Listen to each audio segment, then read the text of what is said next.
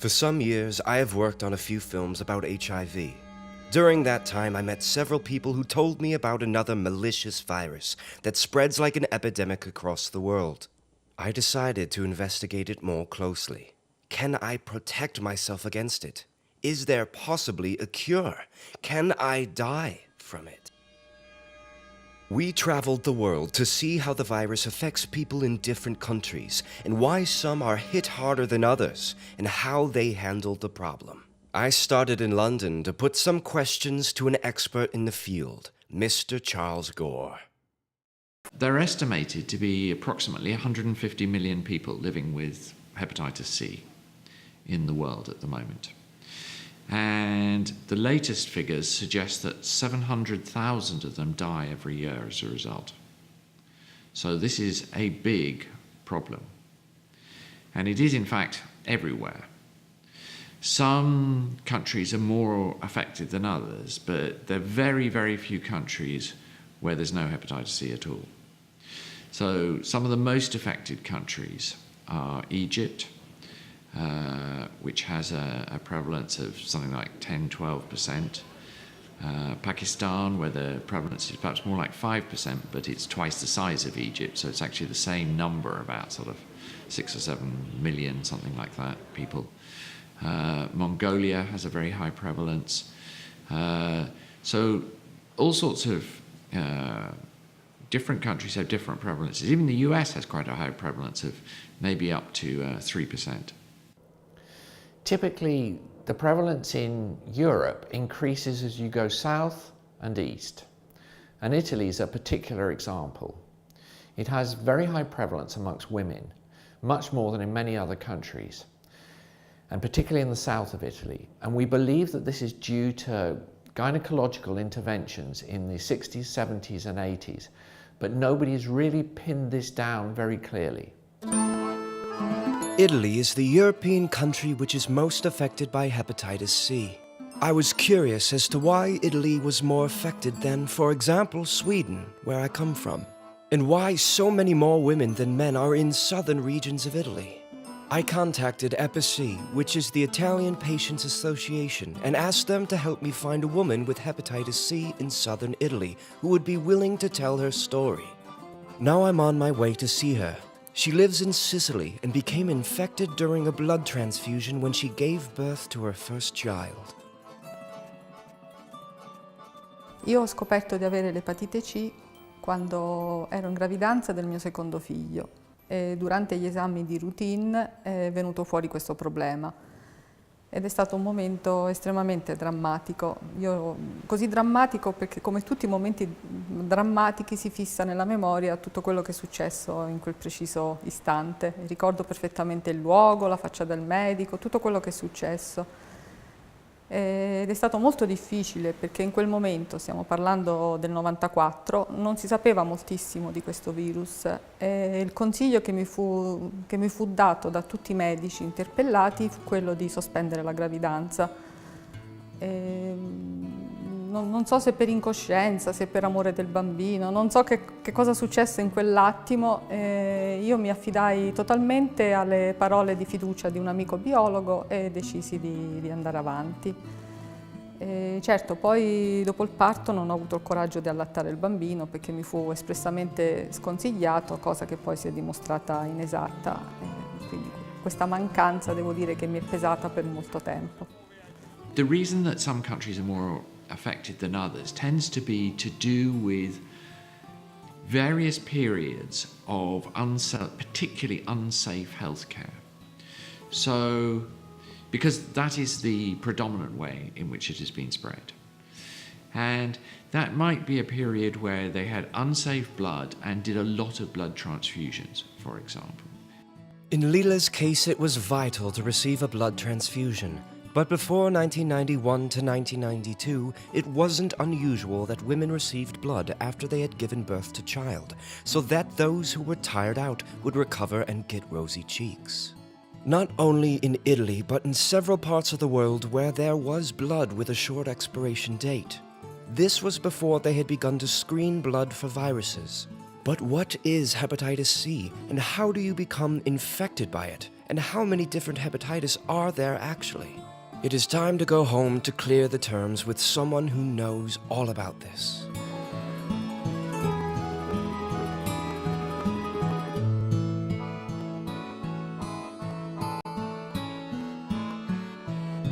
Hepatit C-virus är ett virus som infekterar levern.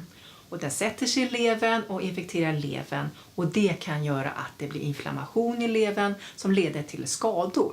Och på längre sikt så kan det leda till skrumplever eller levercirros. Har man skrumplever, då kan man utveckla levercancer och så kan också man få leversvikt. Att lever inte klarar av att fungera längre och då kan det göra att man kan dö av det. Det finns flera hepatiter, hepatit A, B, C, D eller delta och sen finns det E också och sen har man på senare tid också upptäckt hepatit G som man nu kallar för mer GVC-virus. Det är svårt att hålla reda på olika virushepatiter.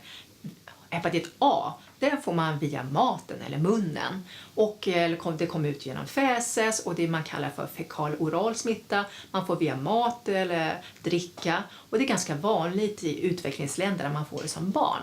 Medan B och C och D också, de är mera blod-till-blod-smitta. Man kan också få det som moder till barn, men det är också via blod egentligen. Och hepatit E tror man också det är som hepatit A, att man kan få i sig via mat eller mycket nära kontakt till exempel med djur som har hepatit E, som till exempel grisar.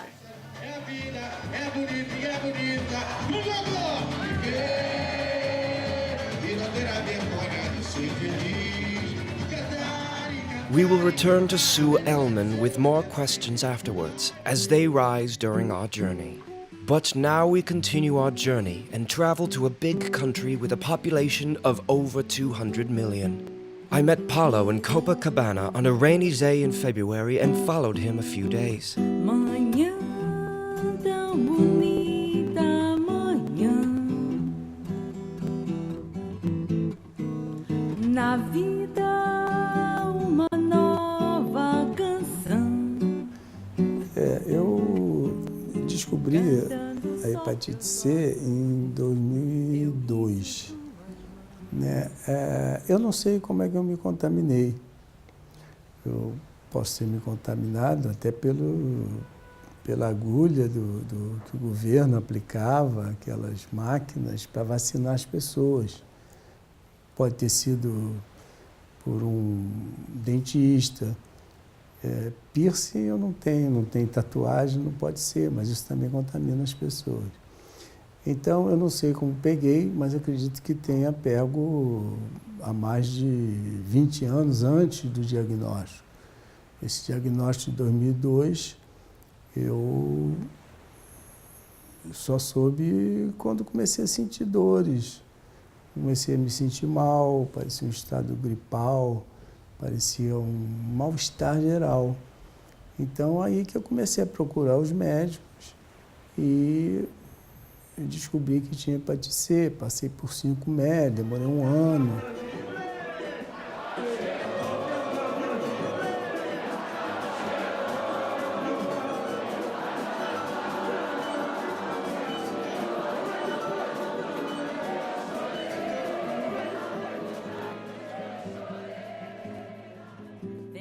Paulo doesn't know how he got hepatitis C, but he believes it was through a jet injector or from a dentist many years ago.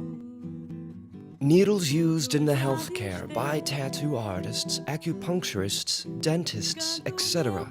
Knives used by barbers, chiropody, nail technicians, razors, and the list can go on.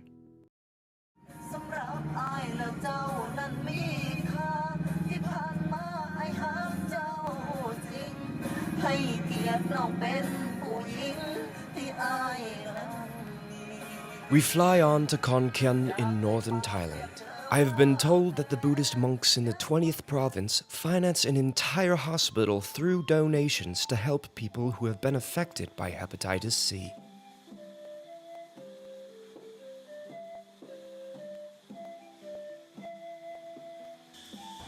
รู้จักโรคนี้ที่ว่าเป็นโรคนี้ตั้งแต่เมื่อปีพศ 2544 ตอนที่ไปบริจาคเลือดที่เรียนอยู่ที่อาชีวศึกษาขอนแก่นนะคะแล้วก็พอทราบก็ทางโรงพยาบาลศรีนครินทร์ก็มีจดหมายมาหาเราว่าคุณไปบริจาคเลือดตอนนั้นที่ทางวิทยาลัยอาชีวศึกษา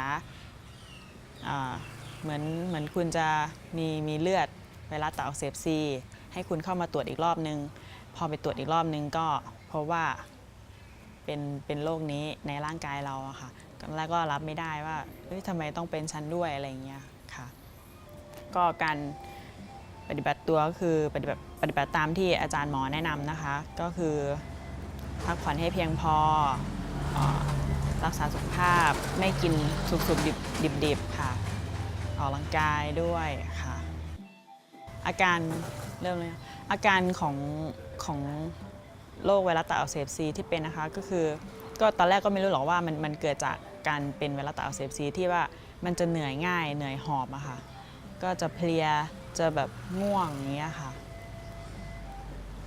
ประมาณนี้ What happened to Miss Supab can be called very bad luck. She wanted to help others and regularly gave blood. For that, she got hepatitis C from a needle which wasn't sterilized. Hepatitis C virus is tricky because even coagulated, dried blood can infect. Now we will go west to the United States, and more specifically to San Francisco.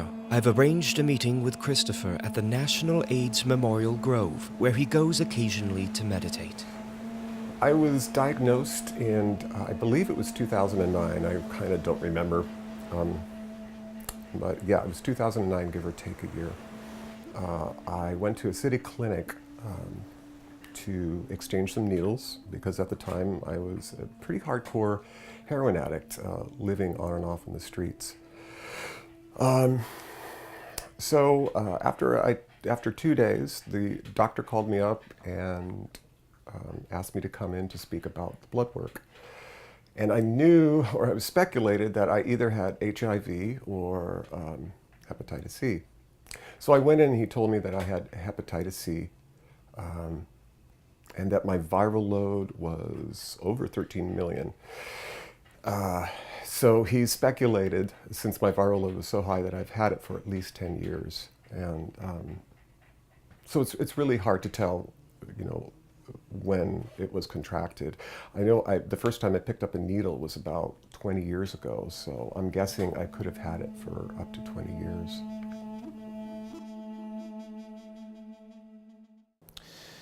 Needle and syringe programs are an absolutely essential part of harm reduction and particularly in the prevention of the spread of hepatitis C. It is very variable across the world whether countries have needle and syringe programs or not. There are countries that are very resistant to them still, but then there are also standout countries like Malaysia. One of the problems, though, is that it isn't just the number of programs, it's also the number of syringes that are actually handed out. And currently in the global hepatitis strategy that WHO have proposed, their baseline suggests that on average only about 20 syringes, that is clean sterile syringes, are distributed for each person who injects drugs per year. And the target is to increase that to 200 by 2020 and 300 by 2030. But if our baseline is 20, we got a long way to go. All forms of stabbing and cutting instruments can cause spreading of the disease. But how do you discover that you have hepatitis C? And how do you feel? Hepatit C manifesterar sig hos patienter som att vissa kan tycka att de är lite trötta, vissa tycker att de känner av lite i levertrakten, att de lite spänner, men de flesta känner inte av någonting. Om man till exempel har ont i hjärtat så söker man doktorn direkt. Aj, jag har ont i hjärtat, det kanske är hjärtinfarkt, det är bäst att jag söker akuten. Levern kommer du absolut inte känna av någonting. Trötthet är så vanligt så det döljs bland alla andra symptom. Och i princip när levern håller på att paja ihop, då känner man någonting. Då får man symptom, allvarliga symptom, som då märker man att man är sjuk. Men innan dess har patienter ingen aning om att de är dels smittade och de har inte en aning om de är sjuka i levern eller inte. Det är det som gör det här så lurigt. Jag tycker att om man har högre risker för att kunna få det, till exempel om man fått blodtransfusion tidigare innan man kunde upptäcka hepatit C-virus före 91-92. Man ska gå och ta proverna. I vissa länder är det mycket vanligare att man har fått det via mamma till barnet. Om man känner extra trötthet, om man har förhöjda leverprover. Jag tycker att man ska ta hepatit C-prover väldigt generöst och gå och testa sig. För det här är inte någonting man själv känner av. Så jag verkligen rekommenderar att många ska gå och testa sig. Så då vet man det. Om man har det eller inte. För det är ingenting du själv kommer märka av om du har det eller inte. Hepatit C-test är det enkelt att ha. Man kan gå till sin vårdcentral eller de andra sjukhus eller sjukenheter och be om att få ta testning. Och det är genom ett enkelt blodtest så man kan se om man har hepatit C-virus eller inte. Before we continue listening to Lila, Paulo, Supab, and Chris, we will take a look at an interesting project in Egypt. Egypt is one of the most affected countries in the world. It is estimated that there is at least one person with hepatitis C in each family. 10 million people of a population of 98 million are affected. Their patient organization runs a couple of hospitals and several healthcare facilities. They also have people who visit villages around the banks of the Nile and carry on outreach programs to spread knowledge, test, and treat people with hepatitis C on the ground. And until now, the program has been funded with money from donations.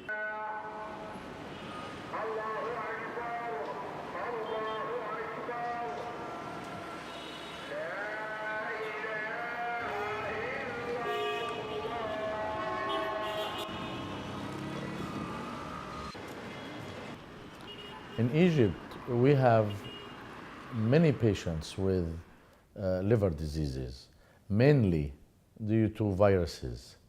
And the most common virus is hepatitis C.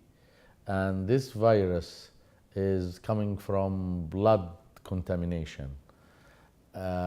Historically, in the 60s and 70s in Egypt, we had a disease called schistosomiasis.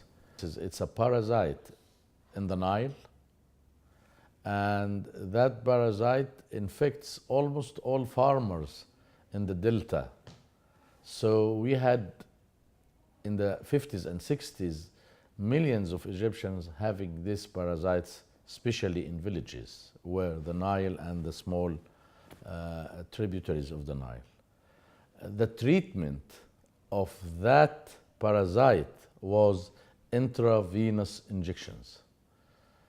And in the 60s and 70s, there was a campaign, a governmental campaign to get rid of this disease. And the treatment was intravenous injections.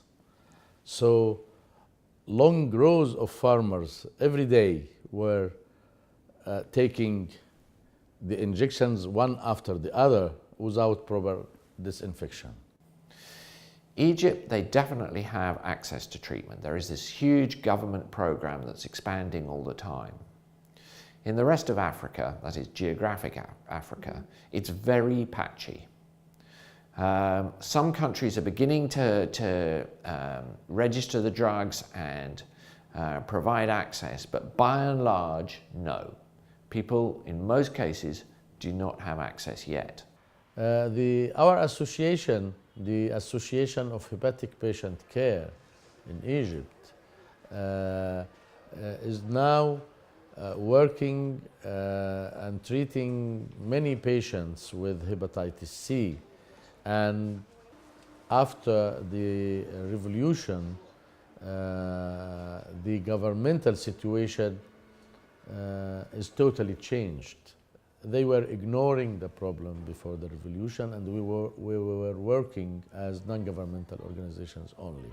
But now there is a governmental and the presidential initiative to treat all the patients in Egypt for who have hepatitis C.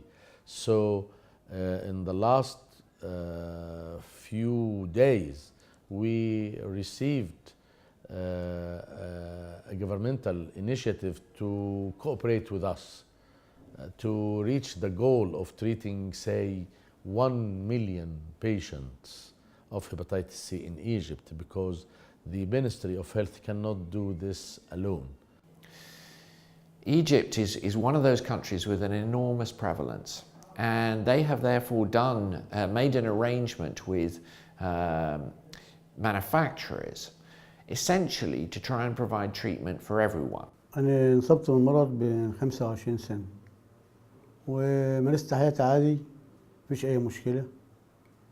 من 3 سنين بدأت أحس بأعراضه، خمول، هبوط، أكل معين بيتعبني، فبدأت أدور على العلاج لغاية ما وصلت للجمعية. بدأوا يحللوا معايا، مشيت معاهم في التحاليل. الموضوع ده ما استغرقش كتير وصرفت أول جرعة الحمد لله، وتحليل طلع نيجاتيف، وبكمل الجرعة التانية إن شاء الله النهاردة. لا أنا حاسس بتغيير يعني كتير عن الأول. خمول الجسم كده ما عادش عادي، يعني حسيت بتحسن يمكن 90% عن الأول كمان الحمد لله. أول ما بدأت التحليل مع الجمعية حوالي شهر بالظبط، شهر بالظبط بدأت أصرف عادي، كله مجاني، يعني كل علاجي كل تحاليلي بعملها مجاني. Egypt is one of the few countries in the world which have full access to the new effective drugs that can cure hepatitis C. There are many poor people in Egypt, and they get free healthcare and treatment at the hospital in Mansoura. If you are wealthy, then you have to pay. In many parts of the world, the new drugs are considered expensive, and primarily the older interferon ribavirin treatment is offered, with many side effects. The way that governments need to tackle hepatitis C is to recognize that across the world, the vast majority of people were infected through poor healthcare. In other words, poor infection control, whether it was infected blood or reuse of syringes or other equipment, actually got it from their governments. Governments have a moral responsibility to find and treat people with hepatitis C and not to let them get cirrhosis or liver cancer and die as a result. Now we will leave London for a while and return to our friends Lila, Paolo, Supab, and Christopher to hear what they have to tell about the treatments they have received and how they have experienced them. Ad un certo punto la malattia però si è fatta sentire in maniera più notevole. I valori delle transaminasi si sono alzati e il mio malessere si è decisamente accentuato.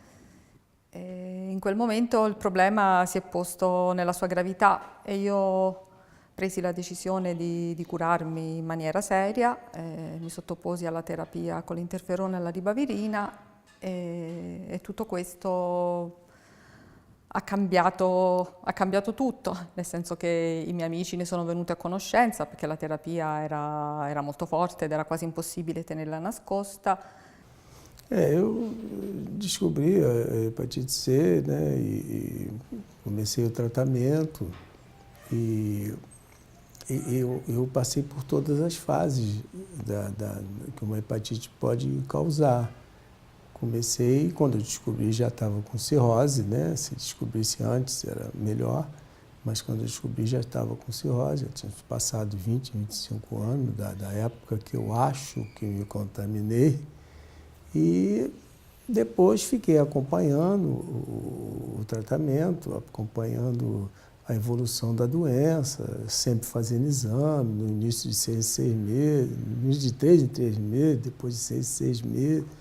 E fui sempre acompanhando. Isso demorou anos. Agora, em 2013, é que eu descobri que tinha um câncer no fígado. Descobri logo, porque como eu fazia um acompanhamento muito frequente, você consegue pegar um tumor pequeno ainda, porque se passar de 2 centímetros não tem mais jeito, não tem nem transplante, não pode fazer nada, espera morrer.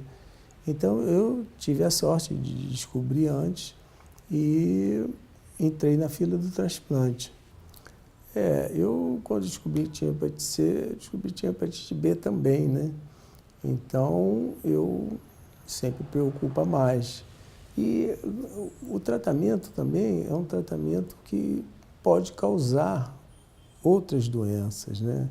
Então, eu tive diabetes. Praticamente dois Brasis, que está sobre a costa do Atlântico e outro ao interior. Tá? Com os novos tratamentos, essa situação vai mudar. O que acontecia com um tratamento com interferon? Só podia ser realizado por especialistas. E esses especialistas estavam ou nas grandes cidades e, em algum estado, só na capital. O que levava algumas pessoas a fazer 800 quilômetros para uma consulta. Em regiões amazônicas, muitas vezes, uma semana de barco. Então era impossível diagnosticar porque não existiam condições de tratar.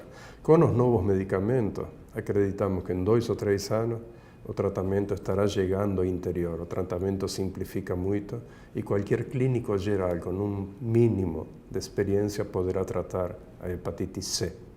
Tá? Então, é um grande avanço. ค่ะเข้าถึงการรักษาคือก็ไปตรวจกับอาจารย์หมอทุกๆ6 เดือนตามที่อาจารย์นัดนะคะทีนี้มันจะมีอยู่ประมาณ2 ปีไปเรียนไปต่อปริญญาโทค่ะก็เลยขาดการไปรักษากับอาจารย์ก็เรียนจนจบแล้วก็เลยไปหาอาจารย์หมอก็เลยจับเจาะตับเลยว่าไม่มาหานานอย่างเงี้ยค่ะก็เลยค่ามันขึ้นสูงอาจารย์ก็เลยให้เข้าร่วมโครงการรักษาค่ะก็เลยได้เข้ารักษาก็จะมีทั้งยาฉีดเข้าบริเวณค่ะท้องแล้วก็ยากินด้วยค่ะก็เข้าจนครบคอร์สการรักษาแล้วก็ผลการตรวจเลือดอาจารย์บอกว่าก็ไม่พบไวรัสตับอักเสบซีในร่างกายแล้วหายแล้วค่ะประมาณนี้When I graduate for maybe more than 20 years, I try to find about the national program to screening for the viral hepatitis B and C, but the government could not.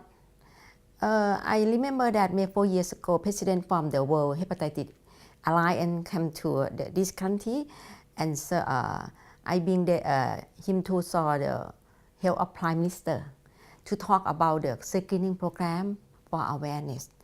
They try, but the program is not work. And up to now, when I saw some health minister, I said about the screening program also. They said that due to the low budget or maybe it's a difficult budget in Thailand, so they don't exactly know about the budget to screening about the hepatitis B and C. So I signed up for the interferon treatment, which lasts six months to a year, and there are side effects such as it can create a lot of depression, and it's my understanding that interferon is released in the body when you have something like the flu. So through the whole treatment, you experience sort of a low-grade flu type sensation, and I really wasn't looking forward to it. So I was on the waiting list for about a year, and fortunately my doctor gave me a number to a place called Crest Research, and which is just a wonderful place, and they were doing a study on new medications for hepatitis C. And again, I have to say they were such a brilliant crew of people to work with. They treated me so well, and they made me feel wanted and cared for. And here was a group of people that wanted to cure me. So it told me that there are people out there that care for me. And so it really helped with my self-esteem, and it helped with going forward in life. It helped with my depression, and so it was there that I started the new medication, and my viral load went from, I think it was the 13 million down to 46. And then it started going back up again. So after over a year of waiting, Dr. Jay Lalazari called me up again. He said, I promised I would cure you, and we have a new study starting. It's for everybody who didn't respond to the previous treatment.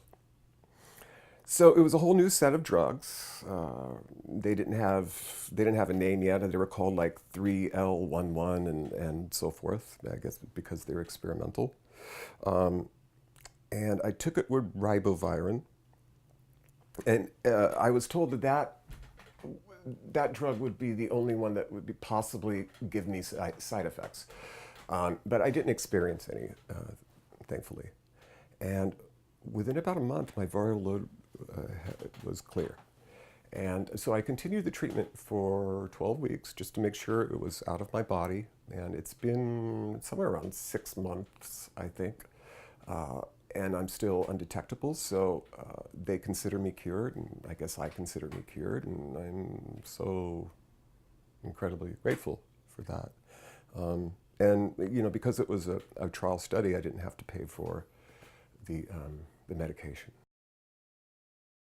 Few people affected by hepatitis C are open about their illness, and not many dare to speak openly about it.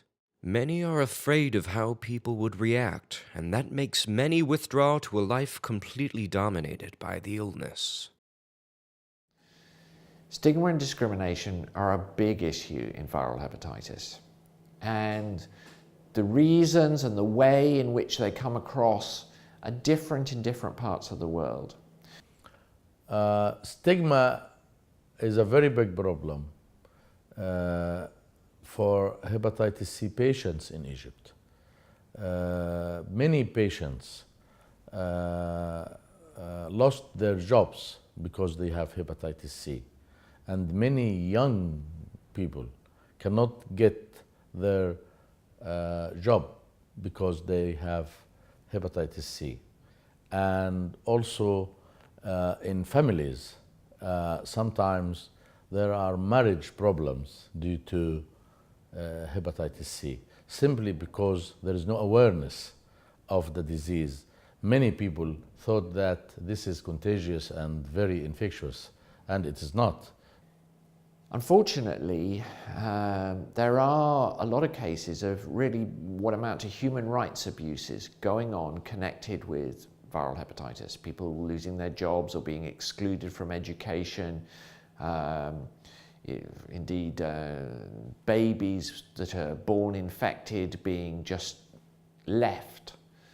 So there is a huge issue. And obviously a lot of it comes from ignorance. So one of the ways to address this is through better awareness. ผู้คนรอบข้างที่รู้ว่าเราเป็นโรคนี้ก็ตอนแรกๆเขาก็แบบเหมือนจะ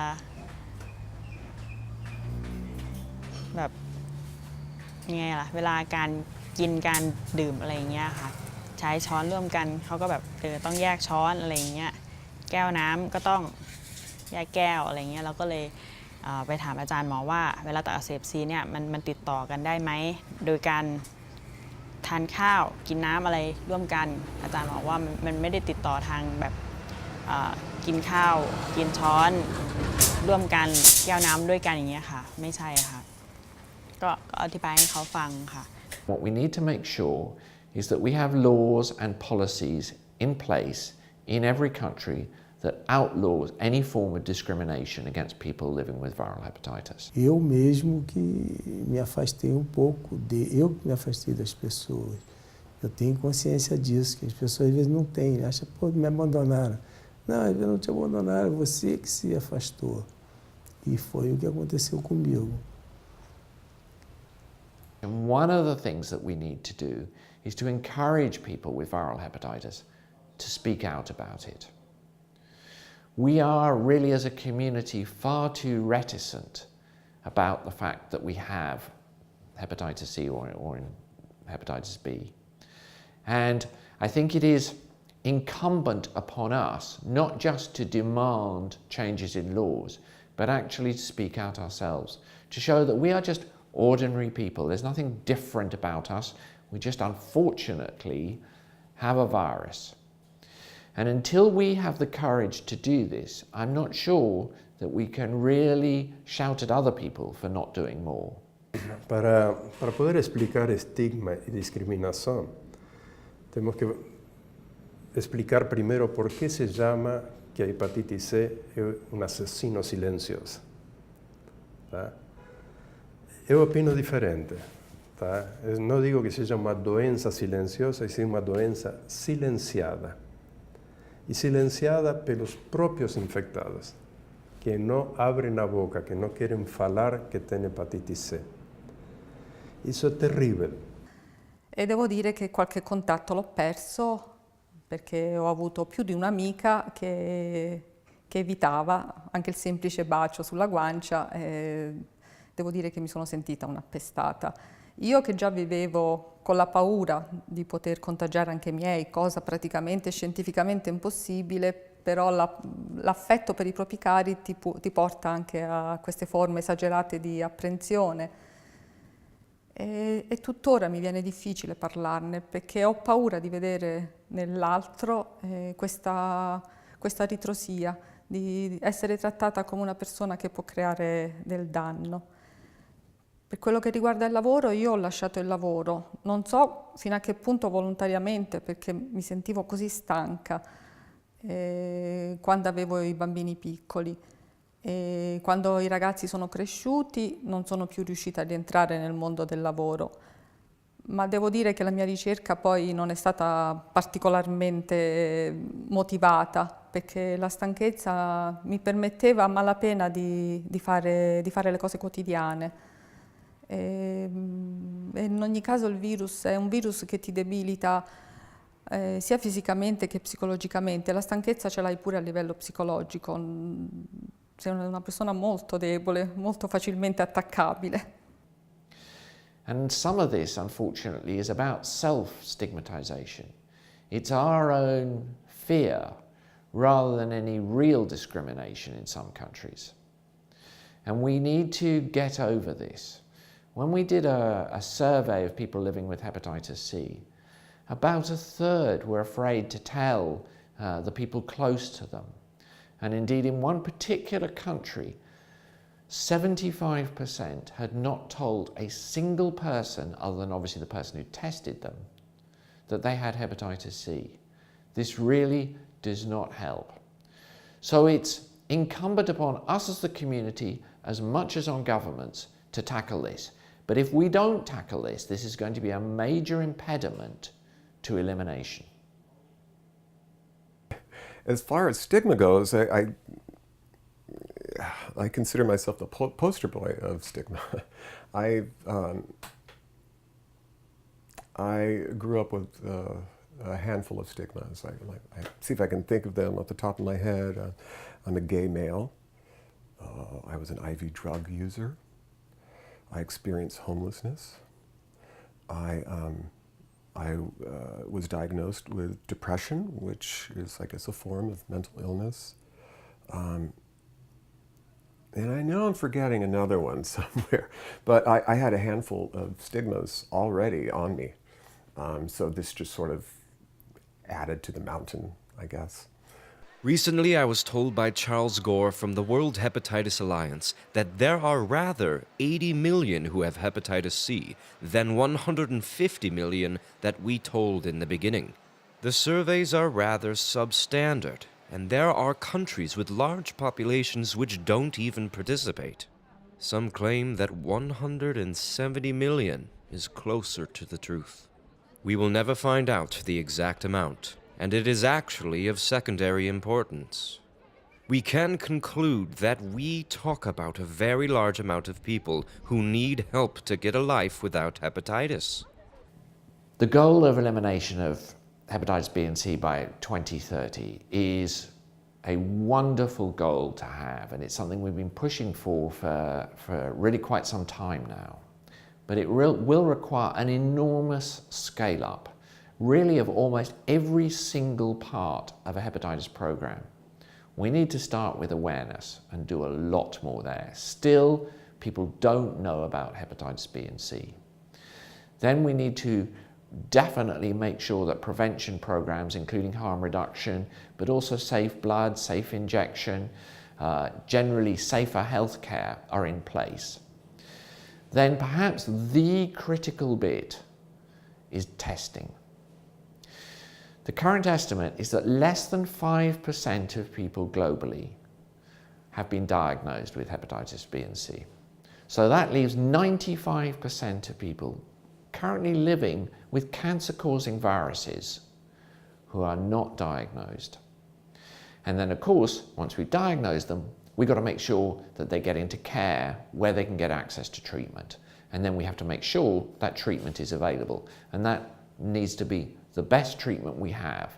And in hepatitis C, we have fantastic treatments that cure people. And in hepatitis B, we have drugs that suppress the virus enough to really massively reduce the risk of cancer.